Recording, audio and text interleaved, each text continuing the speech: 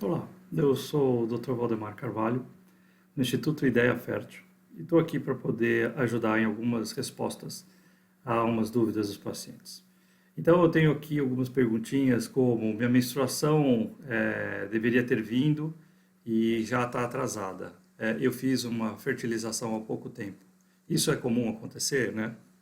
Pode acontecer. Quando nós fazemos a fertilização in vitro, nós mudamos as características do ciclo hormonal da paciente, como se fosse artificial, e isso pode causar o adiantamento do ciclo menstrual, quer dizer, depois da fertilização, 7, 10 dias já descer a menstruação, ou em alguns tipos de tratamento, dependendo das medicações que forem usadas, isso pode atrapalhar um pouquinho e atrasar a menstruação. A outra perguntinha que eu tenho aqui, né, se a clínica está funcionando normalmente. Não só a clínica não está funcionando normalmente, como o Brasil não está funcionando normalmente, né? Eu estou trazendo essa informação aqui porque, claro que muitos pacientes já fizeram tratamento e têm aí seus gametas ou seus embriões congelados e querem dar continuidade ao tratamento.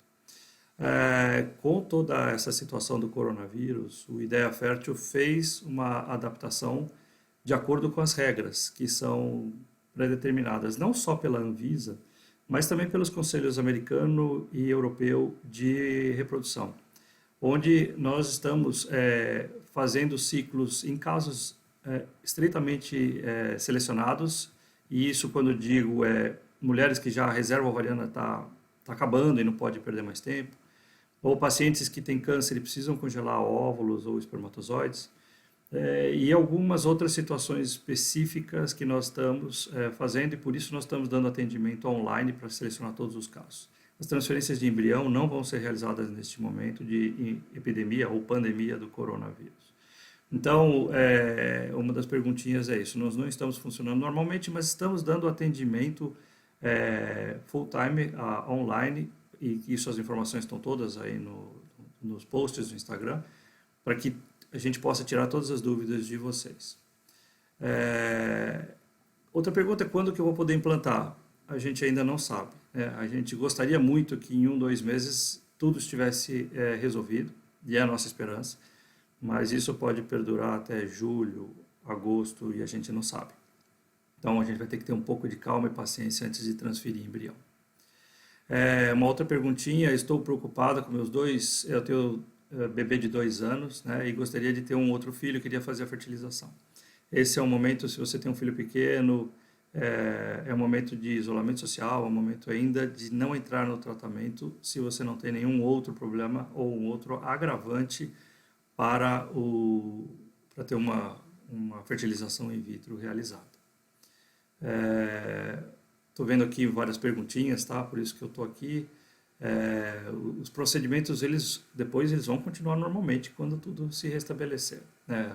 Estou acabando até ficando repetitivo, mas é que as perguntas são muito relacionadas a quando que a gente vai voltar, quando que vai poder tratar, tal. Muita calma, gente. A gente vai conseguir, né?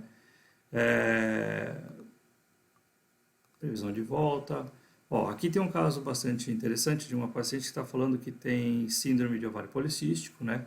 Então eu tenho bastante óvulo para atingir uma gravidez, mas eu estou tendo, por causa do meu marido, problemas, né? Eu já fiz 3 transferências de embrião sem sucesso, uma delas deu um aborto, os outros 2 deram negativos e só me resta um embrião.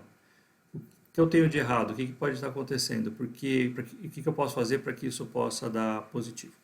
Bem, eu estou respondendo aqui genericamente, né? Não estou avaliando o seu caso especificamente, mesmo porque eu não vou nominar os pacientes. Mas se você já tem transferências e não deu certo, a sugestão que nós temos é conversar com o médico da nossa equipe e perguntar para ele quais os 2 pontos mais importantes que teriam ali para solucionar ou tentar ajudar esse problema, que é avaliar o embrião, se é preciso ou não fazer um teste genético nesse embrião, ou para avaliar o endométrio, quer dizer, ter certeza que dentro do útero a característica do endométrio para a implantação esteja adequada. Existem formas de serem avaliadas e nós temos todas elas no Ideia Fértil. Então, eu sugiro que marque, um retorno pode ser uma consulta até online para tirar essa dúvida, e o médico provavelmente vai te dar todas essas informações e às vezes até aproveitar o momento e solicitar os exames desejados. Outra perguntinha, é melhor transferir a fresco ou congelado? Eis a questão. Existem muitas teorias. Existe um período que nós chamávamos de freeze all, congele tudo e transfira depois. O importante é a gente usar um pouco a lógica. Ou seja, se você tem uma indução de ovulação para fazer a fertilização in vitro e seus hormônios extrapolam muito os níveis normais, ou seja, você produziu uma grande quantidade de folículos, uma grande quantidade de óvulos, talvez o nível de estrogênio, o nível hormonal seu esteja muito alto, suprafisiológico, a mais do que precisa. Então é como se eu tivesse adubado demais a terra para colocar a semente. Então, nesses casos, o congelamento, transferir com o embrião congelado num outro ciclo é melhor. Mas não, fiz uma fertilização e tive poucos óvulos, mas tive bons embriões e eu quero transferir a fresco. Então, a gente geralmente faz uma dosagem de progesterona na época do último remédio. E se esses níveis hormonais de progesterona e de estrogênio a gente não dosa, mas a progesterona estiver boa, é possível transferir a fresco e ter bons resultados. Então, tudo isso vai depender de caso a caso, a gente vai sempre poder ter a opção aí de discutir qual é a melhor estratégia para você especificamente. Uma outra perguntinha, quando o homem tem problema de baixa quantidade de espermatozoide, a FIV é uma solução? Sim, sim. Se for muito severa a diminuição de espermatozoide, é muito pouco mesmo, existe dentro da fertilização, FIV, a fertilização in vitro, existe o ICSI, que é a injeção de um espermatozoide dentro do óvulo. E isso geralmente ajuda e resolve bastante o problema. Então essa é uma técnica bastante recomendada e é um caso que a fertilização in vitro está muito bem indicado. Será que em maio eu vou conseguir fazer a transferência? Só Deus sabe, a gente ainda vai ficar esperando essa resposta. Tive 2 gestações ectópicas, né, nas trompas e uma foi no ovário. Por transferência de blastocisto. Eu gostaria de saber se tem chances de engravidar com o blastocisto 5B que eu tenho, ou se é mito ou verdade que a obstrução da trompa impede que o embrião fixe na parede uterina. Bem, a obstrução da trompa, com as cirurgias, você perdendo a função da trompa, não tem nada a ver com o interior do útero, né? Então, se você tem um blastocisto 5B, que ele é bem expandido, 5, e B e C são as classificações das partes externas e internas do blastocisto, é um embrião de muito boa qualidade, você tem boas chances de gravidez.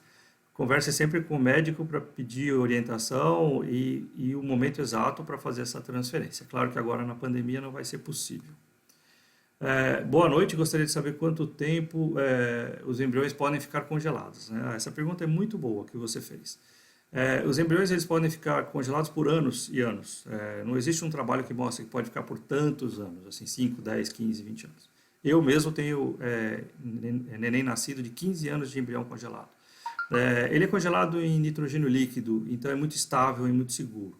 Mas não existe uma resposta precisa, mas nós sabemos que o tempo é bastante longo, né, para poder manter o embrião congelado. Outra perguntinha aqui, gostaria de saber quando poderá ser feita a transferência, já respondi várias vezes, né, e para começar os remédios. Também já fiz os exames hormonais, vai perder a validade, né? Claro, se você já coletou seus exames hormonais, coletou alguns exames que a gente chama de infecciosos para fazer a fertilização in vitro ou a transferência de embrião. Infelizmente, a Anvisa determina que a maioria desses exames dura um período de 6 meses de validade. Zika vírus, em especial, 30 dias a validade tem que ser repetido, isso é determinação da Anvisa, não é do Instituto. São todas as clínicas aqui no Brasil são obrigadas a fazer desta maneira. Gostaria de saber como funciona a transferência de embrião em ciclo natural. Gostei da sua pergunta, muito boa. A transferência de embrião em ciclo natural ou em ciclo preparado, elas têm a mesma taxa de sucesso, os resultados são muito semelhantes. Uma delas é mais fisiológica em ciclo natural. Se você tem um ciclo menstrual muito adequado, uma qualidade de ovulação muito boa e seu endométrio durante esse preparo fica bom, você pode fazer a transferência em ciclo natural. Só que tem um problema, não dá para escolher o dia e muita gente trabalha e prefere fazer a transferência de embrião em algum dia específico e quando faz em ciclo natural você não tem opção de escolher o dia da transferência de embrião. Quando você faz em ciclo preparado, que tem a mesma taxa de gravidez e de sucesso, tendo todos os parâmetros adequados, você pode programar a sua transferência de embrião sem muitas preocupações. O embrião, o endométrio, ele vai atingir uma espessura no ultrassom, geralmente acima de 8 milímetros, 7,5, 8 milímetros, e as características, e aí você, iniciando a progesterona, a qualquer momento você vai ter, de acordo com o congelamento do seu embrião, o dia certo da sua transferência. Várias perguntas repetitivas, mas tem uma interessante aqui. Tenho 43 anos, já fiz uma FIV, fertilização in vitro, mas não tive resultado. Não tenho tempo pela idade. Posso fazer agora? Sim, se você tiver com uma reserva muito baixa e você tem que entrar em contato conosco, marca a consulta ou retorno online e já programa sim, porque com 43 anos, apesar de que nós sabemos, eu não vou falar aqui muito sobre isso, mas nós sabemos que a qualidade dos óvulos acima dos 40 ela diminui um pouco, então os resultados são um pouco piores, mas tem a quantidade de óvulos que também diminui, que nos preocupa muito. Gostaria de saber se já posso usar medicações, ainda não, tem que esperar um pouquinho para fazer a fertilização. Me perguntando aqui, interessante, quais são as principais causas de falha de implantação? Tem muitas, tá? Mas basicamente o que a gente tem que lembrar, pode ser um problema do embrião, o embrião não estar geneticamente adequado, ou não estar bom suficiente morfologicamente, quer dizer, o formato dele, e isso atrapalhar ou dificultar a implantação. E pode ser o endométrio, que é a parte interna do útero, que precisa ter certeza que não tem nenhuma doença dentro, como pólipos e miomas, ou que não tem nenhum processo inflamatório dentro, para que o local seja receptivo. Mas a implantação ainda é um dos dilemas científicos da medicina reprodutiva. Muitos testes apareceram por aí tentando achar a solução para os problemas de implantação, mas infelizmente eles não têm uma capacidade tão grande, então é um custo muito alto para um resultado ainda que deixa a desejar, então a gente ainda não fica recomendando esses testes, né?